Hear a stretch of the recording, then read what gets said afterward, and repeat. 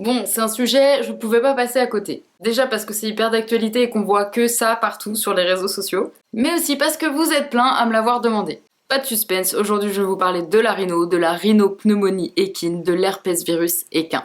Ça ne m'intéresse pas du tout, mais alors pas du tout, de vous lister quels sont les signes, comment agir si on a un cas dans l'écurie, comment prévenir la maladie, comment l'éviter. C'est hyper important, hein, attention. Sauf que les trucs barbants, vous savez bien que c'est pas trop ce que j'aime faire. Et puis entre nous, si vous tapez Rhino Cheval sur Google, vous allez tomber sur une multitude de sites qui vont vous lister bien mieux que moi tout ça. Je vais quand même évidemment vous en parler rapidement parce que c'est incontournable et ça fait quand même partie du taf. Mais pour plus de précision, je vous mets en description de la vidéo les sites de l'IFCE et du RESP qui seront bien plus complets que moi sur le sujet. Mais alors de quoi je vais vous parler? Si je vous parle pas des signes, je vous parle pas de la prévention, de quoi je vais vous causer en fait? Bonne question.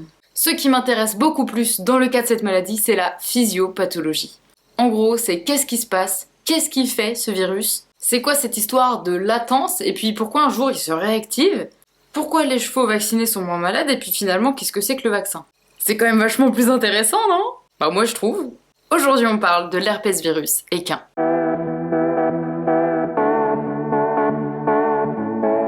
L'herpès virus, c'est un virus waouh, de la famille des herpès virus.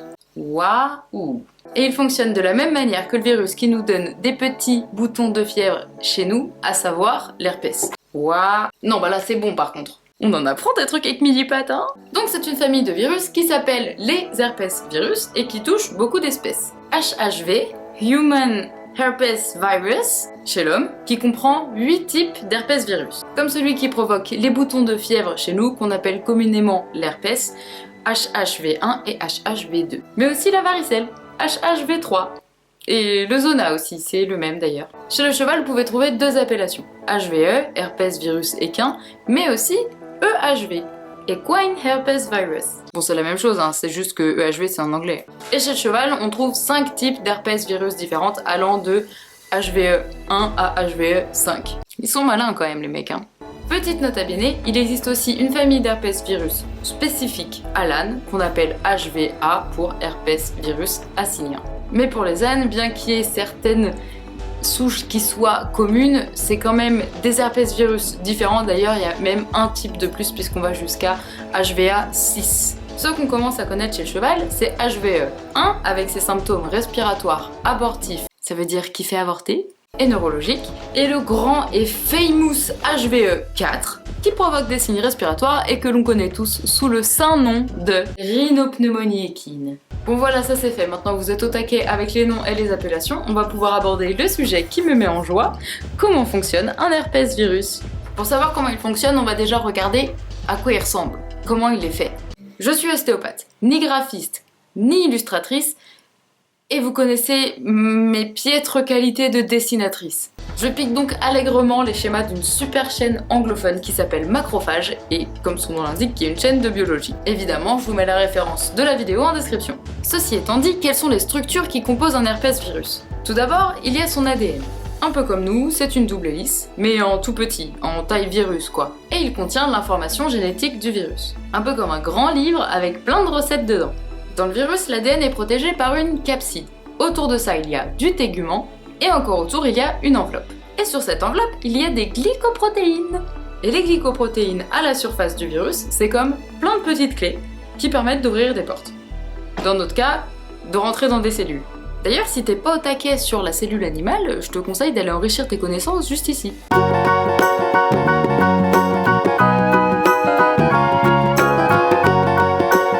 Allez les chats! Aro! Bidule, tu fais quoi? Aro! Bidule! Aro! Aro! T'es chiant! Eh, vous saoulez là, les deux là! Je vais vous enfermer dans la salle de bain, ça continue, hein! Ouais. Aro! Aro, je vais te défoncer. Allez, ça suffit, salle de bain, dépêchez-vous. Allez! Non. Voilà, t'as tout gagné, toi. Bon, j'en étais où? Bah, je sais plus. Les herpès virus se transmettent essentiellement par contact rapproché. c'est-à-dire par exemple un contact physique, comme c'est le cas pour l'herpès labial ou l'herpès génital qui d'ailleurs est une IST, également par un échange de substances, que ce soit des urines, du sang ou encore le jetage, c'est-à-dire le nez qui coule, mais aussi par l'air. D'où l'importance que quand on isole un cheval, on l'isole vraiment loin des autres. Parce que oui, c'est la voie de transmission principale chez le cheval, les aérosols. Quand le virus pénètre dans le corps, donc chez le cheval via les voies respiratoires, il va d'abord s'y arrêter un peu pour se reproduire, puis passe dans le sang et la lymphe pour aller rejoindre les ganglions. Alors, j'ai dit s'y reproduire, mais vous vous souvenez de la structure du virus? J'espère parce que vraiment j'en ai parlé il y a genre 1 minute. Donc c'est une molécule d'ADN, une capside du tégument et une enveloppe. Comparons à une cellule, il y a quand même vachement plus de trucs. Le virus n'a aucune machinerie, il a absolument rien pour fabriquer des trucs. C'est vraiment juste de l'ADN avec un gros manteau et un trousseau de clés. Tu veux faire quoi avec ça?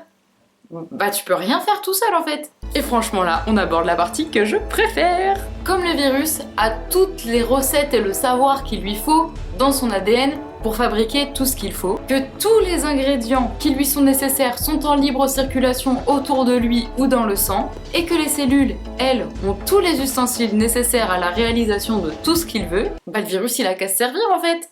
Pour se multiplier, le virus utilise toute la machinerie cellulaire de nos cellules. C'est un peu répétitif, puis des cellules du cheval en fait. C'est pas trop un gros malin? Il se sert des cellules pour se multiplier. Bon alors dans tout ça, c'est quoi ces histoires de le virus peut rester latent, porteur sain, on n'est pas forcément malade en étant porteur, parce que ça c'est quand même la particularité du truc. En gros, le virus quand il contamine une cellule, il choisit soit de ne rien faire, auquel cas on dit qu'il est latent, soit d'agir, auquel cas on dit qu'il est lytique. Je t'explique tout ça. Le virus arrive dans le corps avec son petit trousseau de clés. Il choisit laquelle est la bonne pour rentrer dans la cellule qu'il a repérée, il insère la clé, il tourne, il rentre. Bon, en vrai ça se passe pas comme ça, mais c'est juste pour te dire que les glycoprotéines servent à ce qu'il puisse rentrer dans la cellule, quoi. Donc bref, le virus, il pénètre dans la cellule et en fait il libère son ADN à l'intérieur de la cellule. L'ADN rejoint le noyau de la cellule et va se nicher avec l'ADN de la cellule hôte, c'est-à-dire la cellule dans laquelle il est. Hôte comme hôte, pas comme hôte. Non, mais il faut préciser quoi. C'est comme une chambre d'hôte, mais pour virus. Du coup, c'est une cellule hôte. Et là, comme je te le disais juste avant, 2 destins possibles. Soit l'ADN reste discret dans le noyau, personne le voit, personne l'entend. On dit alors que le virus est latent. Il est là, mais il fait rien. L'individu est donc porteur du virus, puisque son ADN est présent dans ses cellules, mais il n'est pas malade, puisque le virus n'agit pas. Soit il prépare son armée. Il utilise les enzymes de l'ADN de la cellule hôte dans laquelle il squatte pour se répliquer lui-même et utilise toute la machinerie de la cellule pour fabriquer du nouveau tégument, des nouvelles capsides, des nouvelles enveloppes et donc se multiplier en plein d'exemplaires. Et dès qu'ils sont suffisamment nombreux, ils détruisent la cellule hôte. Je peux vous dire qu'ils auront pas une bonne note sur Airbnb ceux-là, et sont tous libérés dans le corps. Chaque virus va retrouver une nouvelle cellule et recommence. Et là, c'est pas cool. Le virus, il peut rester latent dans les cellules plusieurs jours, plusieurs semaines, plusieurs années. Et d'ailleurs, d'après l'IFCE, c'est 60 à 70% des chevaux en France qui sont porteurs sains. Donc porteurs latents. Donc avec des petits virus qui sont au calme comme ça dans les cellules, quoi.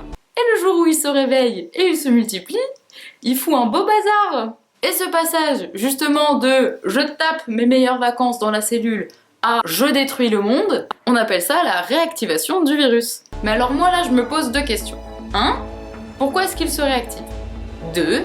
On est quand même équipé de ce qu'on appelle un système immunitaire qui est fait pour nous défendre des invasions ennemies. Alors qu'est-ce qu'il fout là? Première question, pourquoi est-ce qu'il se réactive?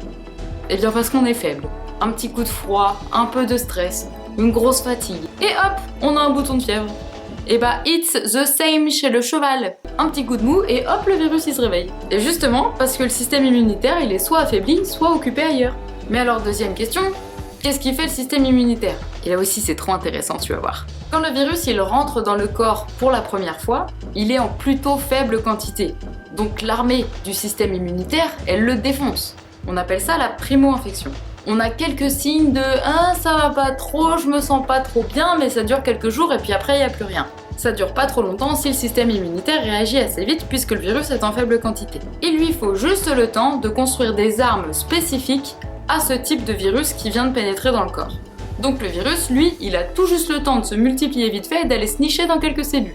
À partir de ce moment-là, le cheval a eu sa primo-infection et il est donc porteur sain ou porteur latent. Car le système immunitaire, il a fait son taf, le cheval est pas malade, mais il est porteur de l'ADN viral dans ses cellules, donc il est porteur sain.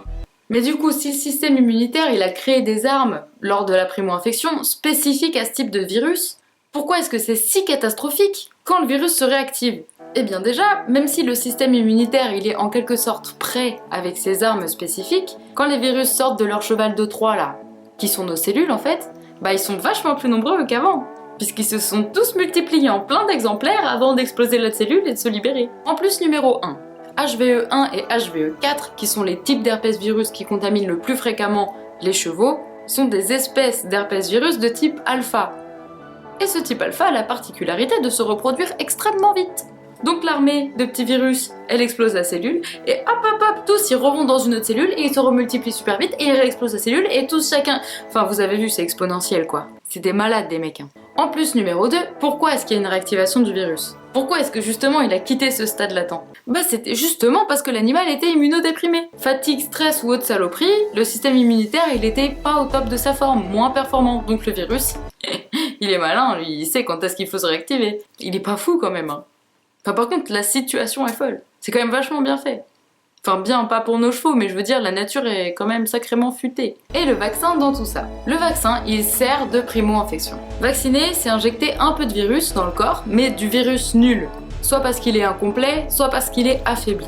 Donc en gros, c'est pas lui qui est censé te rendre malade. Il est juste mis dans le corps pour faire réagir le système immunitaire, pour le provoquer un peu, et que le système immunitaire crée des armes spécifiques contre ce type de virus. Et que la prochaine fois qu'il en rencontrera, il pourra dégainer en 2 secondes. Je vous avoue que je sais pas exactement comment est construit et constitué le vaccin contre l'herpès virus équine. Peut-être qu'il y a quand même de l'ADN de virus nul qui reste dans les cellules qui fait que le cheval est quand même porteur latent d'un virus nul. Ça je sais pas du tout, ne me posez pas la question. Par contre si vous avez la réponse, je suis friande de la connaître. Toujours est-il qu'un cheval qui est vacciné, quand il rencontre le vrai virus de l'herpès virus équine pour la première fois, bah le système immunitaire, il est au taquet. Sans le vaccin, il y a une primo-infection, donc le cheval est malade quelques jours, le temps que le système immunitaire réagisse, et les virus, ils ont le temps d'aller se nicher un peu partout avant de se faire casser la figure par le système immunitaire. Mais avec le vaccin, les armes spécifiques du système immunitaire, elles sont déjà prêtes. Donc la première vague d'HVE qui rentre dans le corps du cheval, elle se fait défoncer. Et c'est pour ça qu'un cheval vacciné a moins de risque de développer de formes graves de la rhino, parce qu'il réagit très vite dès la première infection. Et donc dans l'idéal, les virus n'ont pas le temps d'aller se nicher dans quelques cellules, ou du moins moins de risque que s'il n'était pas vacciné. C'est clair ce que je dis là? Tous les types d'herpès virus équin ou d'HVE n'ont pas le même jeu de clés. Vous savez, les glycoprotéines qui leur servent à rentrer dans les cellules. Il y a certains types du virus, notamment ceux du type HVE1, qui ont des clés spéciales pour rentrer dans les cellules des ganglions nerveux. Et donc, quand ils se multiplient et qu'ils détruisent la cellule, ils détruisent des cellules nerveuses. Et on se retrouve donc avec ce qu'on appelle la forme nerveuse de la rhino, qui crée tout un tas de symptômes neurologiques. Encore une fois, je vous les liste pas, ils sont écrits partout, allez les chercher si ça vous intéresse. De manière générale, je te fais pas une liste complète des symptômes de la rhino quand sa forme n'est pas neurologique mais plutôt respiratoire. Tu l'as compris, ça m'intéresse pas, mais de manière générale, ils sont généraux. De la fièvre, un affaiblissement général, de la toux, des écoulements par le nez, bref, c'est comme quand t'as la grippe, c'est tout le système immunitaire qui a tous ses voyants au rouge. Il n'y a pas pour l'instant de traitement spécifique contre l'herpès virus équin. Il s'agit juste d'aider le système immunitaire à faire de son mieux, parce que lui seul peut vaincre le virus. Il est tout à fait légitime de se demander, mais dans ce cas-là, pourquoi vacciner un cheval qui est porteur sain, sachant qu'il a déjà eu sa primo-infection? Il est donc déjà équipé dans son système immunitaire pour contrer l'HVE. Donc pourquoi? Tout simplement parce que si on vaccine, le système immunitaire du cheval sera encore plus résistant face à l'invasion ennemie. Vous l'avez compris, enfin, j'espère, un cheval qui est porteur sain n'est pas contagieux, puisque l'ADN il est tranquille au calme en train de taper sa meilleure sieste dans les cellules. Mais il y a un grand mais. Lors de la phase de réactivation du virus, il passe pas d'un état « je vais super bien » à « je suis malade à crever ». Il y a une phase, à partir du moment où le virus se réactive, où le cheval n'est pas malade, parce que le système immunitaire arrive à prendre tout en charge et que c'est pas encore trop la catastrophe, mais où le virus est actif. Donc le cheval ne paraît pas malade, mais il est clairement contaminant pour les autres. En fait, il est malade, mais c'est juste qu'on le voit pas encore. Et il y a même pire, il y a même des chevaux, le virus, il se réactive, le système immunitaire, il est hyper efficace, du coup le cheval, intérieurement au niveau des quantités de virus par rapport aux quantités d'anticorps, etc., on pourrait croire qu'il est complètement malade, mais il ne présente aucun symptôme. Du coup, il est grave contaminant pour les autres, mais ça se voit pas parce que lui, il est en pleine forme. Ces chevaux-là en question, ils sont pas du tout dangereux pour eux parce que ça veut dire que leur système immunitaire est assez performant pour vaincre le virus.